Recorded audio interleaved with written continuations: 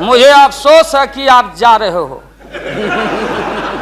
कहीं मेरे चाचा बैठे हैं, गफूर चाचा, कहीं मेरा भाई बैठे हैं नीतीश कुमार, लेकिन धर्म अधर्म की बारी आई है तो आज गद्दा चलाना पड़ रहा है तुम्हारे पीठ पर हम लोग को। चिंता मत कर। तो ये जो मन है मत वाला, कहीं हम लोग के गुरु जौहर साहब बैठे हुए हैं, गुरु थे हम लोग के।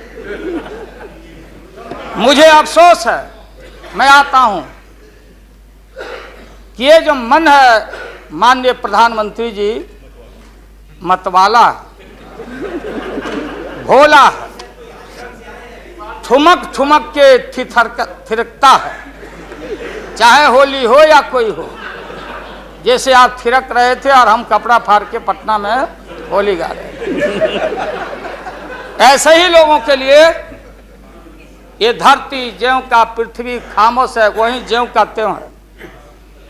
सूफी आए, संत आए, आपके सूफी संत जैसे अडवाणी जी बैठ के उपदेश पढ़ा रहे थे। आपने सोचा नहीं कि आपका सत्यानाश क्या हुआ, किसने किया ये बात। उन दिनों में सूफी आए, संत आए और भटकते इंसान को, मतवाला इंसान को, जो बहन को बहन नहीं समझता, माँ को दूसरे की माँ को माँ नहीं समझता, दूसरे के बाप को बाप नहीं करता, प्रणाम नहीं करता, तो सूफी और मौलाओं ने कहा कि दौलत दुनिया माल खजाना दुनिया में रह जाएगा और मुट्ठी बांध के आया बंदा हाथ पसारे।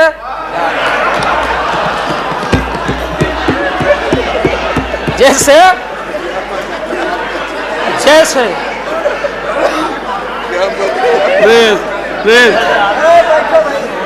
सन 77 में महोदय हम लोग को दिल्ली समझ में आया नहीं।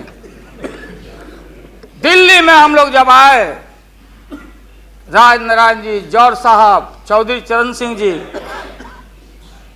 हम लोग उसी परिवार के लोग हैं महोदय, चाहे मुलायम सिंह जी हो और कोई हो या नीतीश जी उधर जो चले गए हैं। हमारे मुंह में सीधे 32 दांत है, उनके पेट में नीतीश के दांत है जो वहां चले गए। पेट में दांत, पेट वाला दांत बड़ा खतरनाक होता है। तो महोदय मैं सन 77 को याद दिलाना चाहता हूं, हम तो आपसे लड़ाई शुरू से लड़ रहे हैं, ये नई बात नहीं, किसी कारण से नहीं। जनता पार्टी का खंड खंड हुआ, कोई यहां गिरा, कोई वहां गिरा, कोई वहां गिरा। बंगलोर में हम लोग जुटे, नाम का सारा झगड़ा, ये सब बात। लेकिन सन 77 के सत्ता को हम लोगों ने लात मारा था।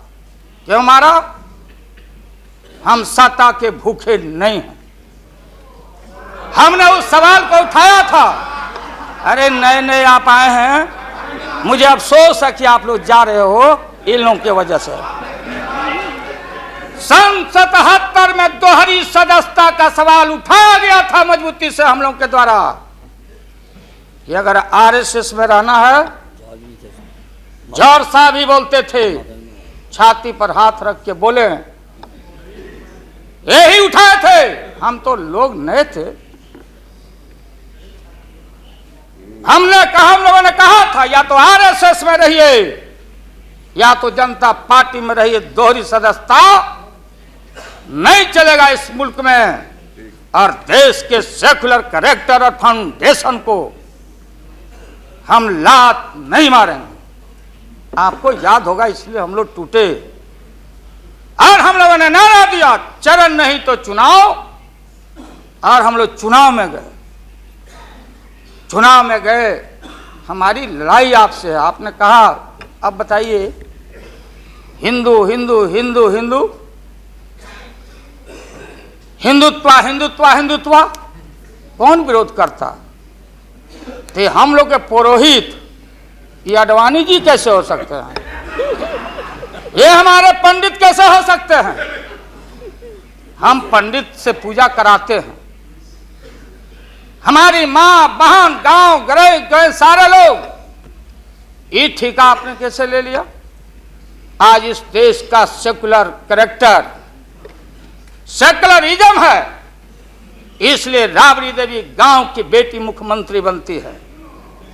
देश की एकता अखंडता, जब भारी नाक पर पानी आया तो हमने कहा मीडिया के लोगों को, महोदय, लोगों ने पूछा कि क्या करोगे? हमने एक कैलेंडर कर दिया, क्योंकि लोग रोज बोलते थे दिल्ली में, नहीं जयललिता जी से पैचअप हो गया, लालू मुलायम में लड़ाई हो गई विगत दिनों में, कोई कुछ। अब हम जो है सो कि पहले बोल देते थे, इस बार हम लोगों ने साइंटिफिक तरीका से काम किया ही, समझ लीजिए। क्योंकि साइंस और टेक्नोलॉजी का युग है।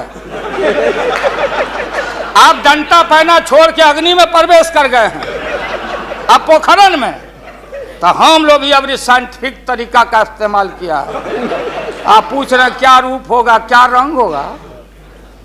इसमें रंग अजूबा होगा, इस रंग का कोई जवाब आपके पास नहीं होगा। आप जाइए। अभी भी मेरा सुझाव है, हालांकि सुझाव देने का हकदार आपके उम्र के आदमी के लिए हम नहीं योग्य समझते, लेकिन आपने कहा था माननीय प्रधानमंत्री जी, पूरे देश के कांग्रेस के लोगों को विन ओवर करने के लिए, संपैथी लेने के लिए, कि नेहरू जी ने कहा था कि अटल एक दिन तुम देश का प्रधानमंत्री बनेगा। आपने कहा था, ये लिखा हुआ है रिकॉर्ड में, आपने कहा था।